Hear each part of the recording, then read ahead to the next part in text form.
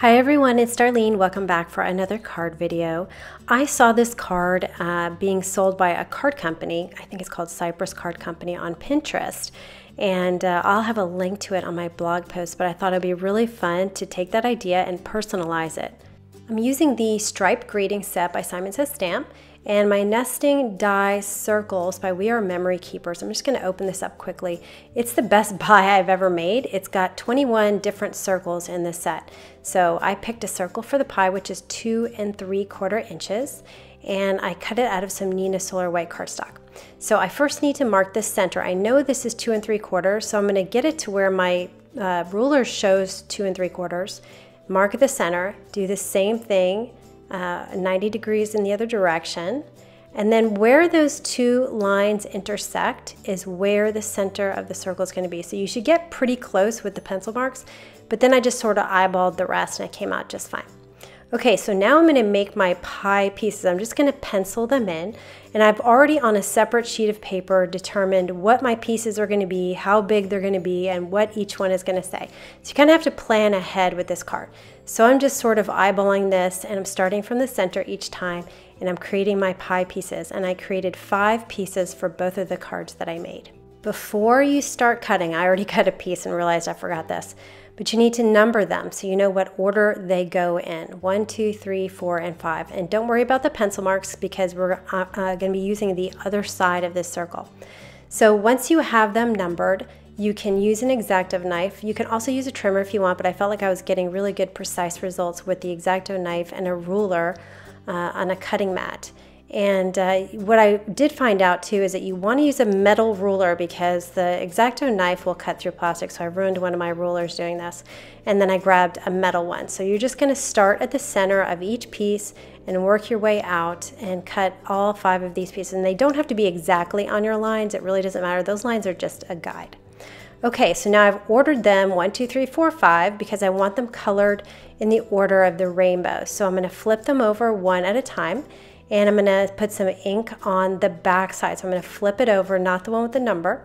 And I'm using my oxide inks here just because they're really easy to work with and I know I can cover these pieces pretty quickly. So I just have my blending tool and I'm just going to cover the whole entire thing. You could put it directly to the ink pad if you would like to do that. And next I'm going to do some broken china and I'm going to move on to piece number 2, flip it over, cover that with the broken china, and then I'm going to wipe my craft mat in between so I don't get any of these other colors on the lighter pieces now that I'm going to be working on.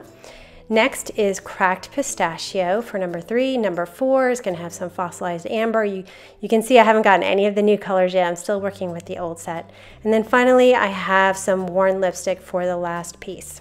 I'm going to put those pieces off to the side while I work on my card base. So this is just a folded A2 size. I'm going to put it into my MISTI and I'm going to put the grid sheet on top, and then my sentiment, I'm going to use the Your and Amazing, but not the Pretty.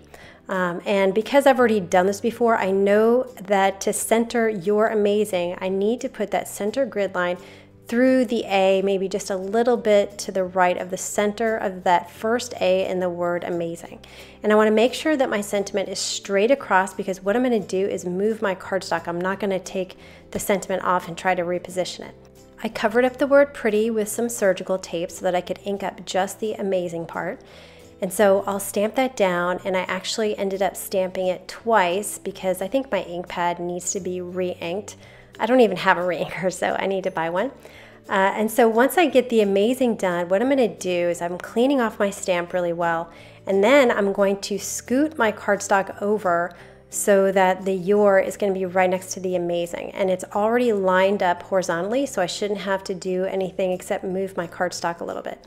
Now you could line up the A underneath the P in pretty and get the same distance between the letters, but I felt like the letters were a little bit too close, the words. So I'm kind of being my perfectionist self and making sure that they're perfect in my eyes to where the Your is going to be next to the amazing the way I want it. So once I figure out where my cardstock needs to be, I'm going to secure it in place just in case I need to stamp it twice. Now I just put the surgical tape on the pretty on the P and then I stamp that.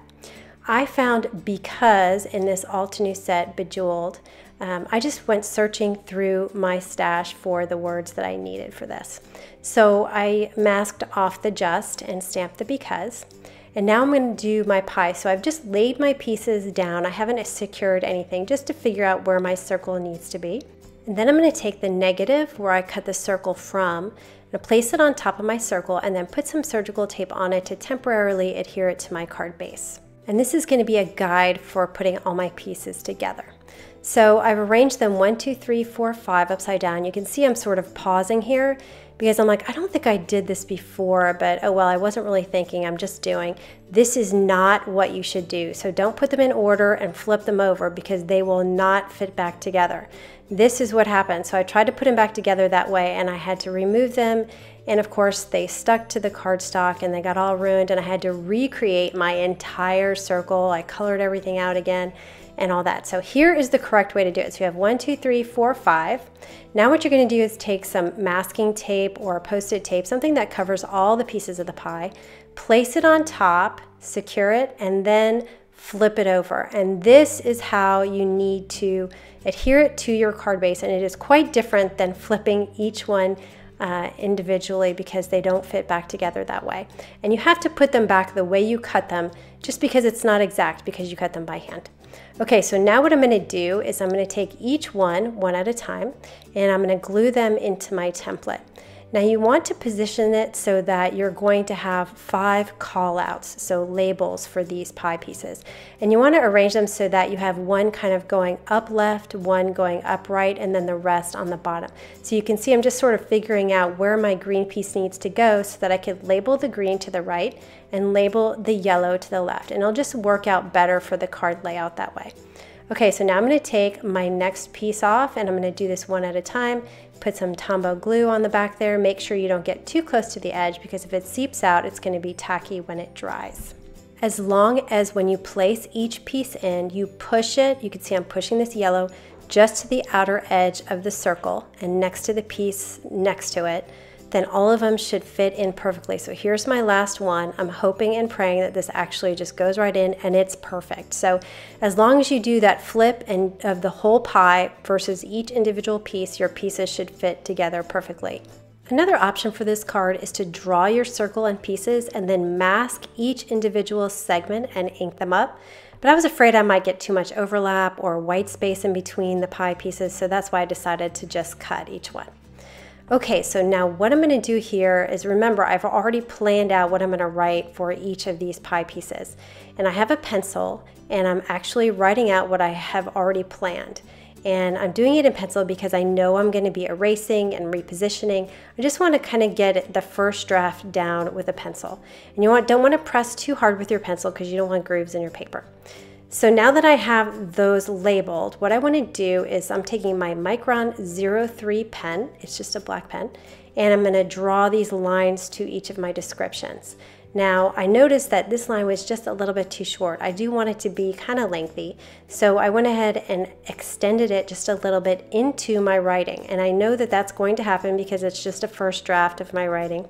And so I'll just have to move that description out when I actually go over it in pen. So I'm going to do all 5 of these, and notice that I'm also trying to make the line come out of the center of the circle rather than off to the side of the circle. So that way it looks nice and symmetrical. So you can see this one I need to scoot to the right, but I'm going to keep it vertically kind of the way I've already set it up. So I'm just going to rewrite my words on top of the pencil and I'm going to erase it so it'll look just fine when I'm done, and just kind of move it wherever it needs to be moved. So just a little commentary. This is actually for my husband. He surprises us with cupcakes. He buys cupcakes for my daughters and me, and he never buys them for himself because he doesn't eat sweets, but he does go out of his way to get them. This endures 24/7 estrogen. We have 2 teenage girls, 2 female dogs. He is the only male in our house, and he has a lot of patience with all of us. Next is gives great advice. He does this with my 16-year-old quite a bit. He's an attorney, so he's very logical with all of us women in the house.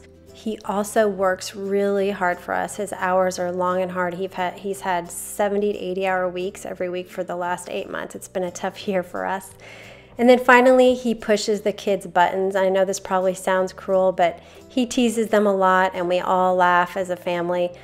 For example, one day my 16-year-old was watching TV and he jumped on the couch to startle her, and then he took her phone and made her chase him all around the house, which she thought was funny, but at the same time, her phone is her prized possession and she did not enjoy chasing him around the house. But in the end, we all had a good laugh. Anyway, you can see I'm now erasing all of my pencil lines, and this is why it's a good idea to just kind of draw lightly with your pencil. Once it gets all erased, you can't even tell that it was there. And that's it for my husband's card. I also made one for my 16-year-old Elena, and I'll show that to you. This one was the one I did first, so you could see the "You're amazing" is to the left a little bit, and that's how I learned how to center it. But she stands up for what's right. She's a loyal friend. She works really hard at school. She always comes home on time. She never misses her curfew. And she has 3 self-proclaimed life rules. Number 1, don't let anybody convince you to do something you don't want to do. Number 2, school before socializing. And number 3, never drink and drive. So for a 16-year-old to have those rules, I'm pretty proud of her. Anyway, I hope you enjoyed those cards and you'll try it for yourself. And I will see you next time. Thanks for watching.